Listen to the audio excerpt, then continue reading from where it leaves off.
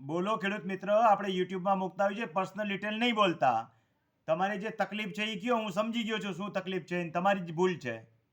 પ્રશ્ન પહેલા કયો, શું થયું છે? એટલે મેં હક કમી કરા સાહેબ અરજી કરી હતી. ના, એમ નથી થયું.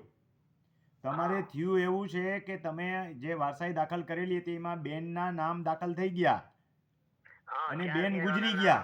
ત્યાંથી શરૂઆત કરો. ફાધર મરી ગયા 2020 માં, બરોબર.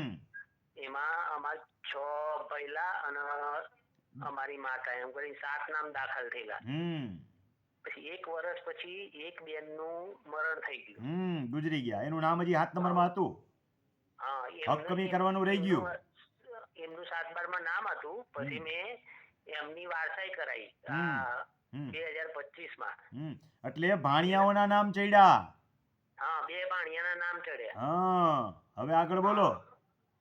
અમે 2 ભાણિયા અને મારી 3 બહેનોના નામે હક કમી માટે અરજી કરી. બસ સાંભળો, હવે તમારી 3 બહેનોના હક કમી થાય, ભાણિયાના હક કમી ન થાય.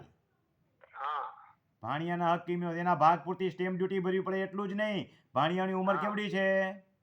માઇનોર હોય તો એ ન થાય. 25 ને 24. ઓકે, એના ભાગ પૂરતી સ્ટેમ્પ ડ્યુટી ભરી દો. એના ભાગ પૂરતી એને ભાગ સબ રજિસ્ટ્રાર કચેરી જઈને જતો કરવો પડશે અને એની સ્ટેમ્પ ડ્યુટી ભરો. બહેનોના હક કમી કરી નાખો. આ નોંધ ભલે નામંજૂર થઈ. શીખવાડું તમને, જુઓ. ભાણિયાવાળી બેન એક બાજુ રહેવા દો. જે બેન ગુજરી ગયા છે એના વારસદારો દાખલ થયા છે એ ભૂલી જાઓ ઘડીક વાર. ફરી વાર નોંધ દાખલ કરાવો. બાકીની બહેનોના હક કમી એટલે થઈ જશે. બરાબર. હવે ભાણિયાઓ બે જે છે એને લઈને સબ રજિસ્ટ્રાર કચેરી જવું પડશે આ જ રીતે હક કમી કરવા માટે. પણ એ હક કમીમાં સ્ટેમ્પ ડ્યુટી ભરવી પડશે એના ભાગ પૂરતી. 7મો ભાગ આવે એનો. 7મો ભાગ આવે એ 7મા ભાગ પૂરતી, બે ના થઈને 7મો ભાગ. અને ઈ રજિસ્ટર દસ્તાવેજની કોપી જે છે તમે રજૂ કરશો એટલે એમના હક કમી થશે.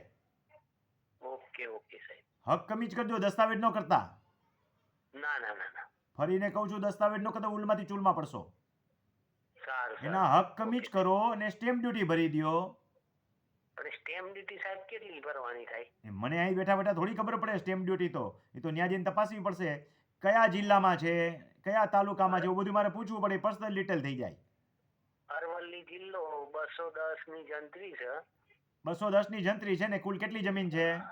અને ટોટલ 7 નંબરમાં કેટલી જમીન છે? ટોટલ 7-12 માં 2 23 36. 2 23 36 ના 7 ભાગ પડે એટલે 7 નો 1. હા, એટલે 2956 આવે એક નામો.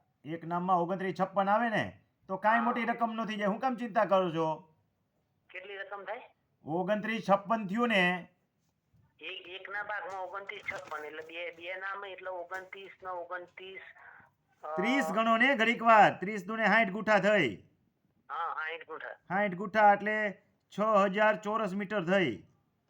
210 ભાવ છે ભાઈ. 210 નો ભાવ છે. 6 દુને 12, 1,20,000 થયું. હું મોટી રકમ આવી જાય. 1,20,000 માંથી 5% થાય, 7% ભરવાના થાય. હા, તો એમાં હું મોટી રકમ આવી જાય. 10,000 રૂપિયા પતી જાય. 10,000 માં જ પતી જશે. હા, આનાથી વધારે વકીલ લઈ જાય તમારી પાસે. હા, એટલે વકીલ મને વધારે કે સાહેબ કે ને એનાથી વધારે વકીલ લઈ જાય તો હું બોલ્યો. અને વકીલ નો લઈ જાય એટલે તો તાલીમ કેમ ભલાવું છું. પણ ખેડૂતોને બધું શીખવું છે, જાણવું છે, હાથે કરવું નથી તો પછી વકીલને દેવા જ પૈસા આપણે પહેલા.